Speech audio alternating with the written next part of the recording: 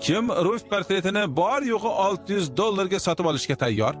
Uning muallifi 1954-2001 yillarda yashab o'tgan amerikalik Daniel McDonald. $600. Men $600 ni eshitdim. Ruf portreti uchun $600 bir, $600 ikki. Oxirgi imkoniya. Orqada turgan yigitga $600 ga sotildi. Sizni ismingiz nima edi? Luke Collins. Ruf portretini xarid qilganingizni rasmiylashtirdingizmi? Ha, unda sizga janob Livingstonning vasiyatnomasidagi bir shartni o'qib eshittirishim kerak.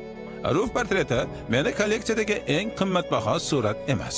Ammo u men uchun barchasidan qimmatliroq edi, chunki menga o'zim jonimdan ortiq sevgan Rufni eslatib turardi. Shunday ekan, sharti moddiygina bu portretni sotib olgan odam qo'shimchasiga butun boshli kolleksiyani ham hadya sifatida oladi.